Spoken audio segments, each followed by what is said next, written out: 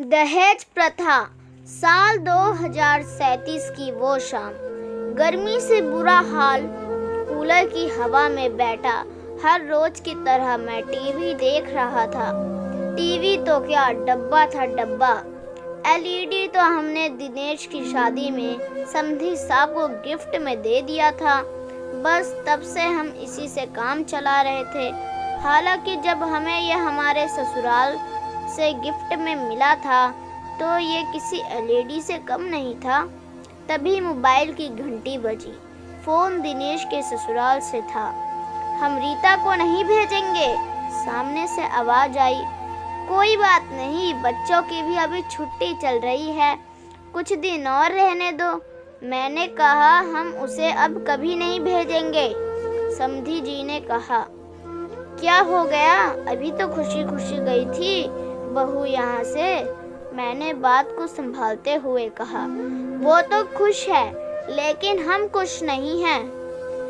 आप तो हमारी बेटी को ले गए, अब हमारा ध्यान कौन रखेगा? समधन जी ने पीछे से कहा। मैं कुछ समझा नहीं। मैंने कहा, समझाना समझना कुछ नहीं है, गर्मी बहुत है, हमें एसी चाहिए वरना अपनी बहू को भूल जाओ। और फोन कट गया। मेरे पैरों तले जमीन खिसक गई थी। मुझे कुछ समझ नहीं आ रहा था कि मैं क्या करूं। हालांकि मुझे इतना जरूर पता था कि जिस चीज की वो मांग कर रहे थे वो दहेज था। मैंने दिनेश को आवाज लगाई। बहू के साथ कुछ चीजें जा रही थी। बहुत दिनों के बाद अपने मम्मी पापा से जो मिलने वाली थी, पर हुआ क्या, वे अब बहू को नहीं भेजेंगे। फोन पर अभी उन्होंने एसी की मांग की है। लेकिन पापा, ऐसा कैसे हो सकता है? रीता को तो पता है कि शादी का खर्चा ही अभी उतरा ही नहीं है, तो फिर यह ऐसी। दिनेश ने रीता को कसूरवार ठहराया। बातचीत अब कौतूहल का विषय बनती जा रही थी। रमेश की माँ, जो काफी देर से रसोई से हमारी बातों को आटे की पिटाई करते हुए सुन रही थी, अब बातचीत का हिस्सा थी। यह भी तो हो सकता है कि बहू को इस बारे में कुछ पता ही ना हो। दिनेश की माँ ने कहा, किसी सास का अपनी बहू पर इस तरह का विश्वास मैंने पहली बार देखा है। क्या हुआ दादू? दिनेश की छोटी बेटी ने कहा। शायद समाज के इस पहलू ने उसे भी अपनी किताबी दुनिया से बाहर आने पर मजबूर कर दिया।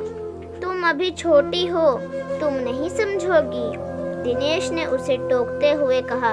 क्यों नहीं समझूंगी? मुझे पता है आप लोग दहेज की बात कर रहे हैं। छोटी के इस शब्द दहेज ने सभी को स्तब्ध कर के देख दिया।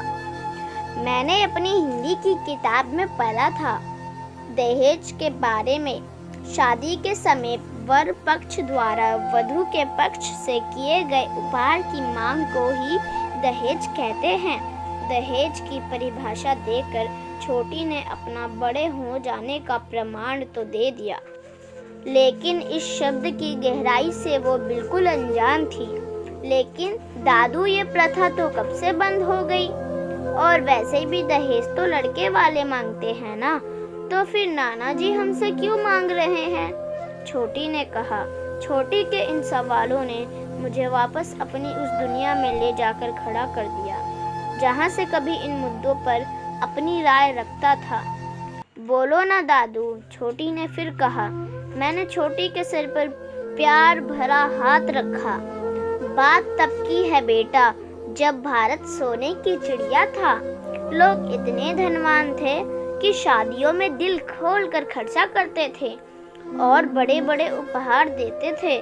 समय के साथ भारत सोने की चिड़िया तो नहीं रहा, पर उपहार देना एक प्रथा बन गई और धीरे धीरे ये प्रथा सिर्फ लड़की वालों के लिए रह गई। लोग अब शादी के लिए बड़े बड़े उपहारों की मांग करने लगे और जन्म हुआ दहेज प्रथा का।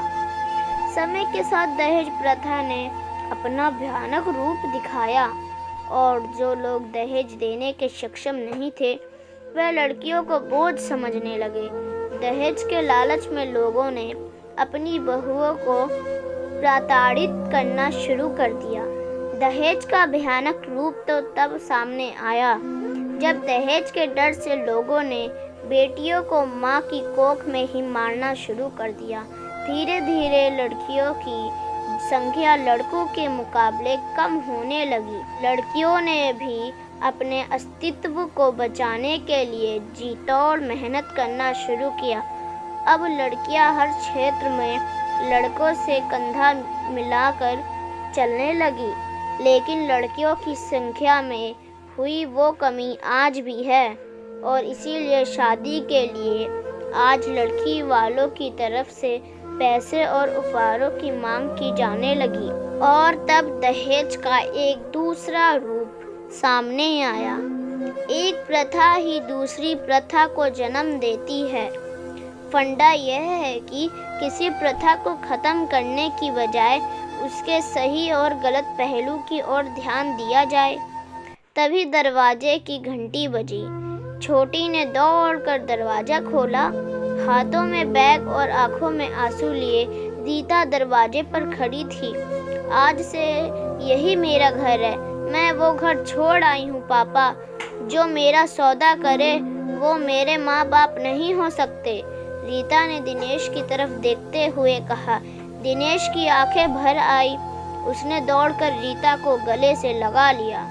आज फिर एक बेटी ने परिवार को बिखरने से बचा लिया था।